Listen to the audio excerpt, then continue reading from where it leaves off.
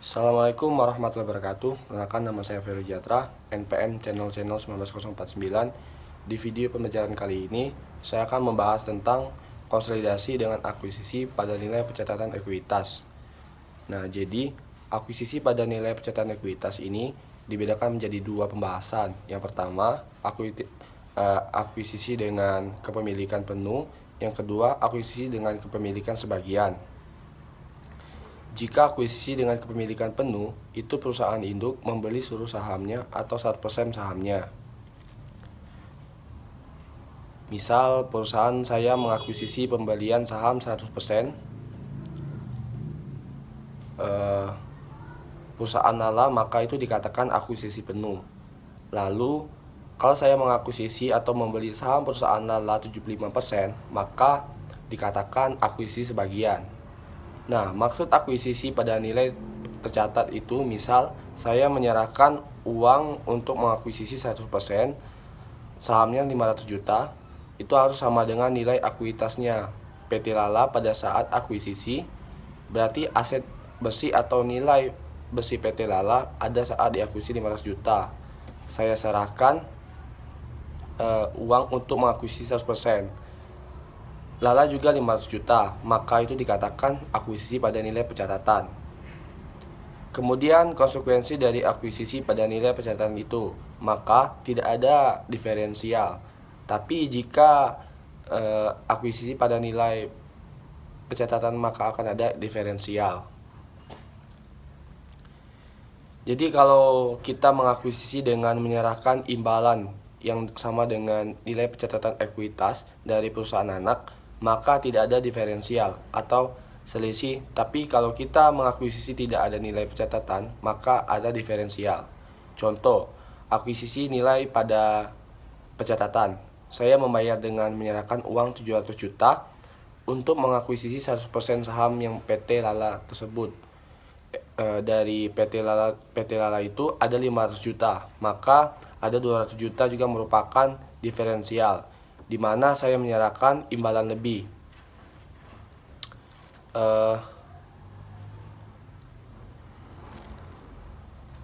Kalau seandainya tidak ada semua aset dan liabilitas PT Lala pada saat akuisisi antara nilai wajar dan nilai pencatatan sama, maka diferensial yang 200 juta tadi semuanya adalah goodwill. Kemudian yang disusun laporan keuangan konsolidasi itu ada dua. Yang pertama, dalam menyusun laporan keuangan konsolidasi sesaat setelah akuisisi. Artinya, kalau saya mengakuisisi PT Lala tanggal 2 Januari 2021, maka saya akan menyusun laporan keuangan konsolidasi sesaat setelah akuisisi. Itu adalah laporan keuangan untuk tanggal per 2 Januari 2021 yang bisa disusun hanya satu laporan keuangan, yaitu laporan posisi keuangan konsolidasi per 2 Januari 2021. Hanya bisa menyusun laporan keuangan konsolidasi per 2 Januari 2021. Itu karena waktu mengakuisisi per 2 Januari 2021, akuisisi itu terjadi baru di tanggal Januari. Belum ada aktivitas operasional selama satu periode, maka hanya bisa disusun pada tanggal 2 Januari. Keuangan konsolidasi. Tapi pada saat 31 Desember 2021, ketika mau menyusun laporan keuangan, saat tanggal laporan keuangan yang berakhir 31 Desember 2021, maka kita akan menyusun laporan keuangan lengkap, yaitu laporan laba rugi dan penghasilan komprehensif. Konsolidasi lainnya di laporan perubahan ekuitas, konsolidasi laporan keuangan konsoliditas, laporan harus konsoliditas, sampai dengan pencatatan atas laporan keuangan. Itu di tanggal 31 Desember 2021 disebut dengan laporan keuangan konsolidasian setelah periode akuisisi. PSAK yang mengatur tentang penyusunan laporan keuangan konsolidasi yaitu PSAK 65. Dikatakan punya pengendalian, itu syaratnya bahwa investor punya hak untuk mengendalikan manajemen bisnis. Jadi akuisisi yang diakuisisi adalah bisnis, bukan aset tertentu yang diakuisisi. Jadi kalau dalam kombinasi bisnis Yang diakuisisi itu adalah perusahaan atau bisnis yang diambil alih pengendaliannya, diambil alih oleh pusat atau induk. Jadi, induk bisa mengendalikan perusahaan tersebut. Diakuisisi meskipun tidak sampai 100% sekalipun. Asal lebih dari 50%, maka kita akan dikatakan pemegang pengendalian atau kita disebut sebagai perusahaan induk. Dikatakan punya hak pengendalian itu menurut PSAK 65, yaitu investor pengendalian investor. Nah, investor itu tempat investor menginvestasikan dananya, atau kalau dalam bahasa investasi itu adalah perusahaan yang sahamnya dibeli oleh investor. Maka disebut bahwa investor pengendalian infeksi ketika investor terekspos atau memiliki hak atas imbal hasil variabel dalam keterlibatannya.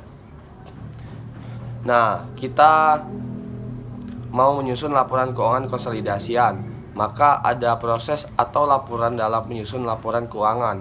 Konsolidasi salah satunya adalah dengan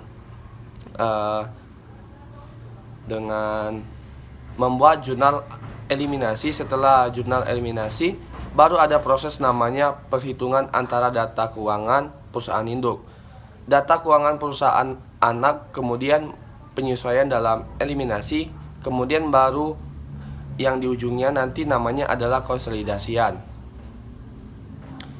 PSAK 65, prosedur laporan keuangan konsolidasian. Laporan keuangan konsolidasian itu: yang pertama, menghubungkan aset, liabilitas, ekuitas, penghasilan beban, dan arus kas sejenis dari entitas induk dengan entitas anak. Terus yang kedua, mengeliminasikan sejumlah pencatatan dari investasi induk pada setiap entitas anak dan bagian entitas induk pada ekuitas setiap entitas anak. Yang ketiga, mengeliminasikan secara penuh aset dan liabilitas. Ekuitas menghasilkan beban dan arus kas dalam intrakelompok usaha terkait dengan interaksi dan entitas dalam kelompok usaha. Jurnal eliminasi. Jurnal eliminasi adalah jurnal yang dibuat ketika perusahaan melakukan proses konsolidasi untuk eliminasi agar dampak dari transaksi hubungan induk dan anak itu muncul dampaknya pada laporan keuangan konsolidasian. Jurnal ini hanya dibuat pada atas kerja konsolidasi saja, bukan pada buku setiap perusahaan. Konsolidasi pada periode setelah terjadinya akuisisi.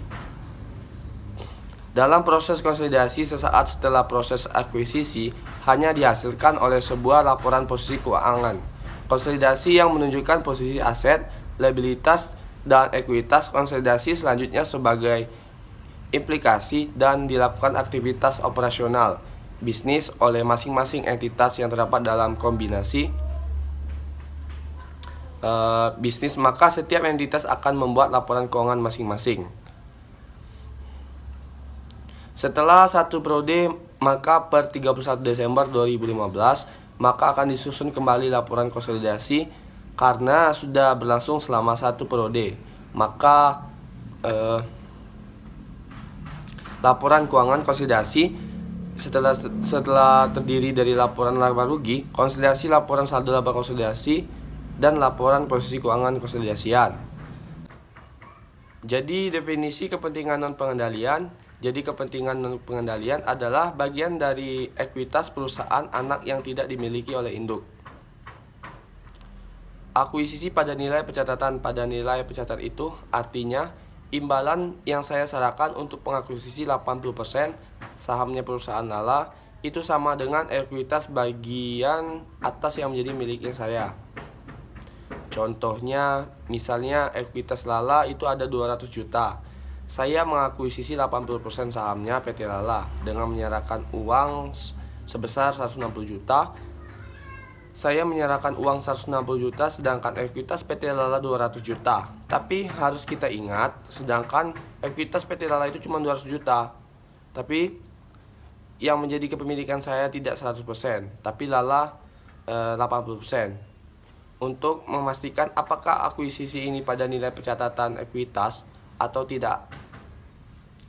Kalikan jumlah presentasi kepemilikan saya 80% dengan nilai ekuitas PT Anak 200 juta. 160 juta itu adalah ekuitas PT Lala menjadi pemilik saya. Nah, imbalan yang saya serahkan juga 160 juta, maka dikatakan akuisisi yang saya lakukan tetap pada nilai pencatatan. Untuk ilustrasi ada di buku halaman 80, yaitu PT Nusantara mengakuisisi dengan membeli 75% sahamnya PT Andalas dengan memberikan imbalan yang dialihkan, yaitu berupa uang kas itu 900 juta. Kemudian informasi ini diketahui pula bahwa nilai wajar dari aset dan liabilitas PT Andalas itu sama dengan nilai pencatatannya. Jitu diketahui seluruh ekuitas dari PT Andalas totalnya adalah 1,2 miliar. Jadi total ekuitas adalah itu 1,2 miliar diakuisisi oleh PT Nusantara dengan kepemilikan 75%. Sekarang kita hitung 75% dikali 1,2 miliar sama dengan 900 juta. Berarti itu membuktikan bahwa akuisisi ini adalah akuisisi pada nilai pencatatan tidak terdapat diferensial. Ada di buku beberapa nilai akuisisi atau imbalan yang diserahkan 900 juta. Kemudian ekuitas PT Andalas 1,2 dengan kepemilikan 75% yang berarti menjadi bagian ekuitas PT Andalas yang menjadi bagian dari PT Nusantara juga 900 juta. Maka tidak ada diferensial atau selisih. Jurnal untuk mencatat ekuitas akuisisi yang dicatat oleh PT Nusantara adalah akan didebitkan akun investasi pada PT Andalas yang bertambah sebesar 900 juta dan kredit kas 900 juta. Selanjutnya tabel 3,6 yang bisa disusun ketika menyusun laporan keuangan konsolidasi sesaat setelah akuisisi itu. Laporan posisi keuangan konsolidasian dan digunakan pada data misal butuh data neraca saldo dari PT Nusantara dan neraca saldo PT Andalas. Kemudian kita harus melakukan dulu jurnal eliminasi. Setelah itu tadi video pembelajaran tentang konsolidasi dengan akuisisi pada nilai pencatatan ekuitas. Semangat belajar dan tetap semangat.